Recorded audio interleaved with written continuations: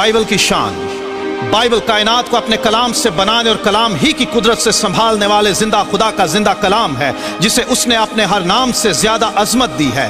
Bible तपाई गई चांदी से ज्यादा साफ है, ये सोने से बल्कि बहुत कुंदन से ज्यादा पसंदीदा है। ये सच्चाई है बल्कि सच का मयार है। ये बीज है जो बो दिया जाए तो बेफल नहीं रहता। इंसानों की रूहानी ग़िज़ा है जो शहद से ज्यादा शीरीं है। ये आईना है जिसमें हमें अपनी हकीकी सूरत नजर आती है। यह हथौड़े की मानद है जो सख्त दिलों, सोचों और ख्यालात को चकनाचूर कर देता है। यह दोधारी तलवार से ज्यादा तेज है जो बंद बंद और गूदे गूदे को जुदा करके गुजर जाता है। यह आग है जो नाराज़गी को भस्म कर देती और ईमान को खालिस और मजबूत बना देती है। यह कदमों के लिए चिराग और राह के लिए रोशनी है। यह खुदा की तरफ से इंसानों को दिया गया अबदी ज़ाबिता हयात है।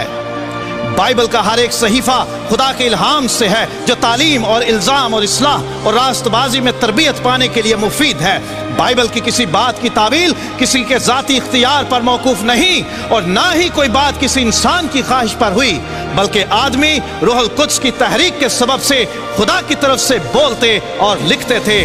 खुदा ने हिस्सा ब हिस्सा और तरह ब तरह नबियों और फिर रसूलों की मार्फत कलाम किया। तकरीबन 1500 साल में 3 बर्रे आज़मों अफ्रीका, एशिया और यूरोप में मूसा नबी से लेकर यूहन्ना रसूल तक तकरीबन 40 इंसानों को खुदा ने चुना कि वो बाइबल की किताबें लिख सकें। इन लोगों में चरवाहे, काहिन, फकीह, नगमा साज, किसान, बादशाह, सरकारी मुलाजिम, उलमा, तबीब और माहिगीर शामिल थे। उनके ज़माने अलग, हालात अलग और मकामात भी अलग अलग थे, तो भी बाइबल की तमाम किताबों में एक ही मरकजी मजमून का पाया जाना और इसमें किसी भी तरह के अंदरूनी तजाद या इख्तलाफ का ना पाया जाना यह जाहिर करता है कि बाइबल खुदाए वाहिद का शाहकार है। बाइबल की हजारों नबूवतें तारीख में लफ्ज ब लफ्ज पूरी हो चुकी हैं और अब भी यह सिलसिला जारी है, जो इस बात का सबूत है कि यह कलाम ऐसी हस्ती का है जो इंसानों समेत तमाम कायनात के माजी, हाल और मुस्तकबिल से ना सिर्फ वाकिफ है बल्कि उस पर इख्तियार रखती है। बाइबल दुनिया में सबसे ज्यादा जुबानों में पढ़ी, सुनी और सुनाई जाने वाली किताब है, लेकिन तारीख में सबसे ज्यादा इम्तहानों से गुजरने वाली किताब भी बाइबल ही है। हर दौर में कलाम खुदा की मुखालिफ कुव्वतों ने तारीखी, जोग्राफियाई, अदबी और सकाफती समेत तमाम दस्तयाब उलूम इस्तेमाल करते हुए इस किताब की सच्चाइयाँ झुठलाने, इसका इख्तियार ख़त्म करने और इसकी तासीर मिटाने की बेहद कोशिशें की, लेकिन यह किताब हर इम्तिहान में खरी साबित हुई। इसकी मुखालिफत करने वाली कुव्वतें खुद मिट गईं, लेकिन इस किताब की सच्चाइयाँ, इख्तियार और तासीर आज भी कायम है।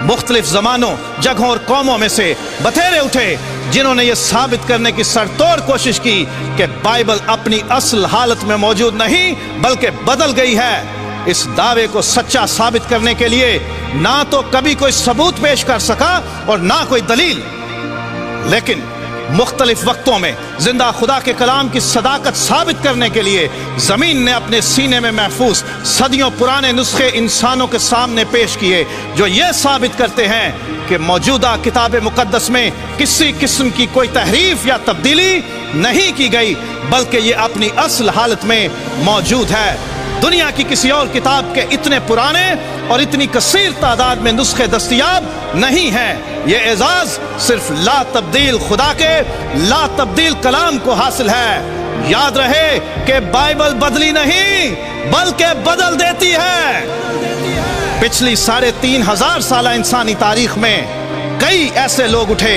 जिन्होंने अपने इख्तियार, ताकत और वसाइल का इस्तेमाल करते हुए कलाम खुदा को सफ़ाए हस्ती से मिटा देने की कोशिश की और इस कलाम पर ईमान रखने वालों और इसकी मुनादी करने वालों को घायल किया, मारा, जिंदा जलाया, खूंखार दरिंदों के सामने डाला, जलते हुए तेल में डाला, जानवरों की खालों में सिया, सूलियों पर चढ़ाया और यह भी दावा कर दिया कि हमने बाइबल का वजूद इस दुनिया से खत्म कर दिया है। लेकिन याद रहे कि बाइबल को मिटाने के दावे करने वाले खुद मिट गए, लेकिन बाइबल अपनी पूरी शान, सदाकत, इख्तियार और तासीर के साथ आज भी कायम है। हर बशर घास की मानंद है और उसकी सारी शान और शौकत घास के फूल की मानंद। घास तो सूख जाती है और फूल गिर जाता है, लेकिन खुदावंद का कलाम अब तक कायम रहेगा, अब तक कायम रहेगा।